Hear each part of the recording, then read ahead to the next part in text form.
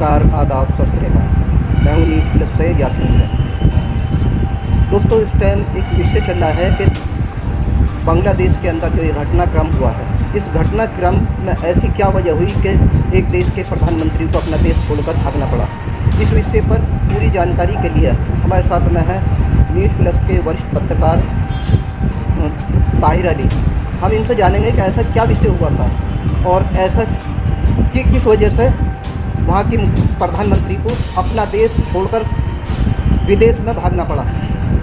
ऐसी क्या गलती करी उन्होंने जिसकी वजह से ये उनके साथ में घटनाक्रम हुआ, और आज वो क्या ऐसा कर सकती हैं कि जिससे कि उनकी सुरक्षा हो सकती है।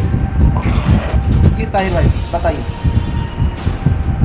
बांग्लादेश में जो हालात पैदा हुए और इस तरह से प्रधानमंत्री को देश छोड़कर भागना पड़ा, इसमें जो सबसे बड़ा कारण सामने आ रहा है वो है जनाक्रोश। लोकतंत्र में शासन जनता के लिए होता है, जनता के ही को जन कल्याणकारी योजनाएं भी शुरू की जाती हैं।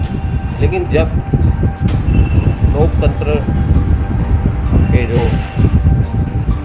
में जो प्रधानमंत्री होते हैं, जब वो तानाशाही का रूप धारण कर लेते हैं तो उस टाइम जनता की समस्याओं से कोई सरोकार नहीं रहता। स्थिति ये बन जाती है कि ना तो कोई सांसद सुनने को तैयार होता है, ना विधायक सुनता है, ना ही अफसर सुनते हैं। ऐसे हालात में जनता किसके पास जाए, वो क्या निर्णय ले। ये बांग्लादेश की घटना को इसी से जोड़ के देखा जा रहा है। यही कारण है वहाँ युवाओं में एक आक्रोश पनपा सरकार के प्रति, क्योंकि सरकार शेख हसीना की आती रही और बार बार उन युवाओं को आश्वासन ही मिलते रहे। वहाँ बेरोजगारी की समस्या भी ज़्यादा पैदा हुई, लोगों को रोज़गार नहीं मिल पाया, विकास देश का नहीं हो पाया।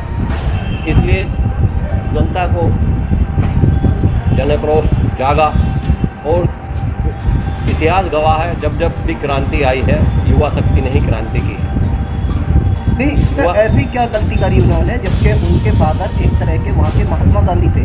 उनके लिए जो ना पूरे देश के अंदर बहुत अच्छा माहौल था। उनसे ऐसी क्या गलती हुई कि उन्होंने जो ना आज बांग्लादेश की जनता उनके इतना खिलाफ हो गई कि उनके फादर की मूर्ति तक जो ना तोड़ने पर आमादा है।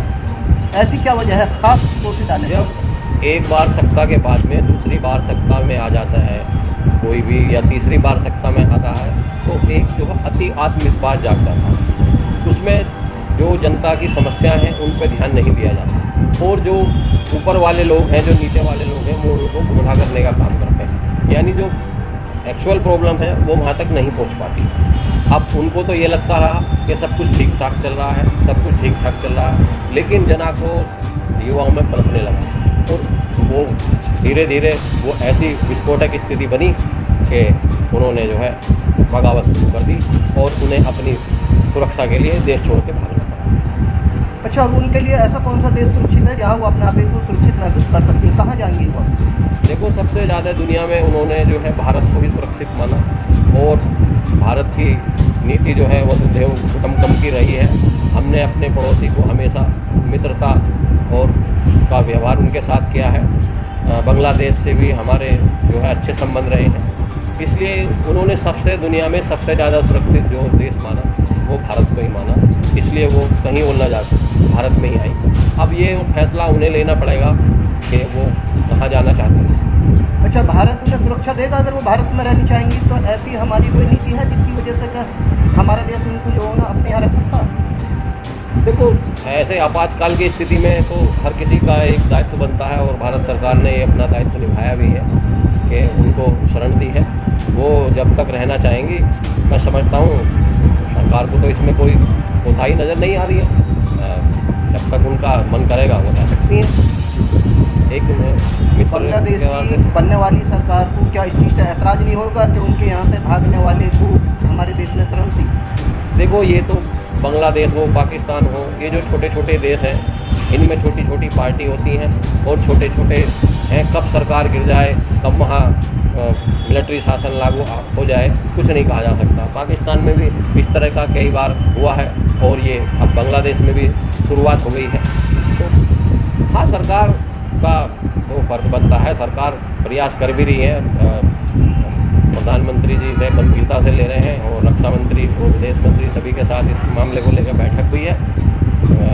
असर तो अगर कहीं भी विद्रोह की स्थिति बनती है तो पड़ोस में तो का ये एक इंसानियत का भी तकाजा है कि एक दूसरे की मदद करनी चाहिए।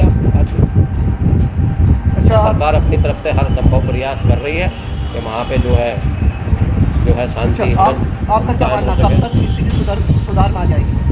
तो जल्दी सुधार में आ जाएगी, क्योंकि बाढ़ का सैलाब का पानी भी नहीं रुकता है। एकदम कहीं बाढ़ आती है और वो कुछ दिनों के बाद वहाँ सब समतल हो जाता है, तो धीरे धीरे स्थिति सामान्य होने लगेगी। और हम भी ऊपर वाले से खुदा से यही दुआ करते हैं कि जो वहाँ हालात सामान्य हो जाए और किसी तरह की जनधन की हानि ना हो। ठीक है, तो ये हमारे साथ वरिष्ठ पत्रकार जिनकी जो ना विचारधारा के हिसाब से हमें जो ना बांग्लादेश के प्रधानमंत्री को सुरक्षा अपने यहाँ की देनी चाहिए और उनको अगर हो सके वो रहना चाहें तो रहने में उनकी मदद करनी चाहिए।